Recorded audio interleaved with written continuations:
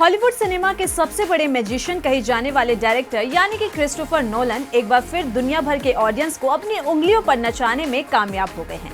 जी हां, नोलन की most awaited film the Odyssey सिनेमाघरों में रिलीज हो चुकी है।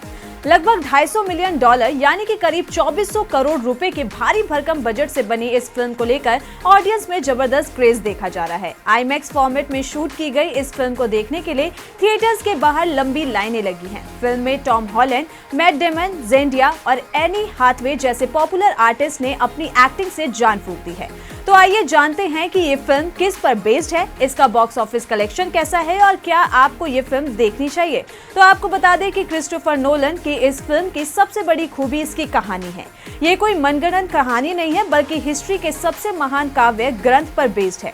ये film famous Greek writer Homer की हजारों साल पुरानी कालजयी किताब यानी कि द ओडिसी पर बनी है। इतिहासकारों के अनुसार ये कहानी लगभग 2800 साल पुरानी 8वीं शताब्दी ईसा पूर्व मानी जाती है। फिल्म की कहानी राजा ओडिसियस यानी कि मैट डेमन के इर्द गिर्द घूमती है, जो ट्रॉय की हिस्टोरिक बैटल जीतने के बाद अपने घर लौटने की कोशिश कर रहा है, लेकिन भगवान के श्राप और किस्मत के खेल की वजह से उसे अपने घर पहुंचने में 10 साल लग जाते हैं।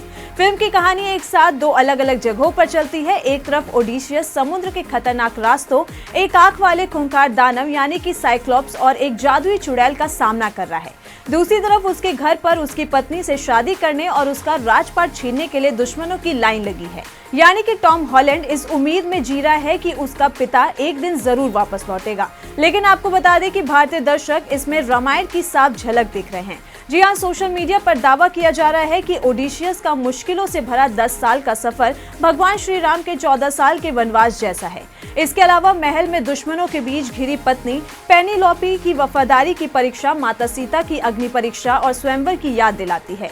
तो वहीं कहानी में एक आंख वाले खूंखार दानव, साइक्लोप्स और जादुई चुड़ैल का होना रामायण के मायावी राक्षसों जैसा फील कराता है। यही वजह है कि ऑडियंस इस ग्रीक गाथा के मूल ताने बाने को रामायण से इंस्पायर्ड बता रही है। वहीं कमाई के मामले में द ओडिसी ने भारतीय बॉक्स ऑफिस पर आते ही हंगामा मचा दिया है। फिल्म ने ओपनिंग डे यानी कि फ्राइडे को इंडिया में 8413 शोज के साथ धमाकेदार शुरुआत। पहले ही दिन फिल्म ने भारत में 17.40 करोड़ रुपए का नेट कलेक्शन और ग्रॉस कलेक्शन किया है 20.76 करोड़ का। जी हां, इसके साथ ही ये फिल्म क्रिस्टोफर नोलन की करियर की भारत में सबसे बड़ी ओपनर फिल्म बन गई है।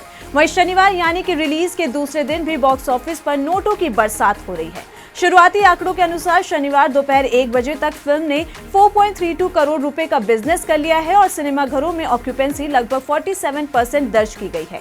मात्र 1.5 दिन में फिल्म का कुल इंडियन नेट कलेक्शन 21.72 करोड़ रुपए के पार पहुंच गया है। वीकेंड खत्म होने तक ये फिल्म कई बड़े रिकॉर्ड्स को ध्वस्त करने के लिए पूरी तरह से तैयार है।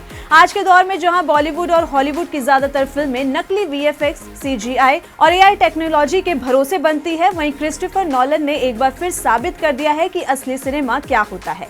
यह नोलन ने इस 2400 करोड़ की फिल्म में कंप्यूटर ग्राफिक्स का इस्तेमाल ना के बराबर किया है और फिल्म की shooting Morocco, Greece, Italy, Iceland, Scotland और अमेरिका जैसे 6 अलग अलग देशों की रियल और खूबसूरत लोकेशंस पर की गई है। एक्टिंग की बात करें तो मैट डेमन ने ओडिसियस के किरदार को अमर बना दिया है। वहीं स्पाइडरमैन फेम टॉम हॉलैंड ने ओडिसियस के बेटे के रूप में अपनी लाइफ की बेस्ट परफॉर्मेंस दी है। रॉबर्ट पैटिसन और एनी हाथवे भी अपने किरदारों में मलाई की तरह फिट बैठते हैं। अगर आप सिनेमा के पर्दे पर कुछ ऐसा देखना चाहते हैं जो आपने पहले कभी नहीं देखा, तो क्रिस्टोफर नोलन की द ओडिसी को किसी भी कीमत पर मिस मत करिए। जी हां, ये फिल्म थिएटर्स में देखने के लिए सबसे बेस्ट है। और आपको वीडियो कैसी लगी कमेंट सेक्शन में ये बताना और जाते जाते चैनल को सब्सक्राइब करना मत भूलिए।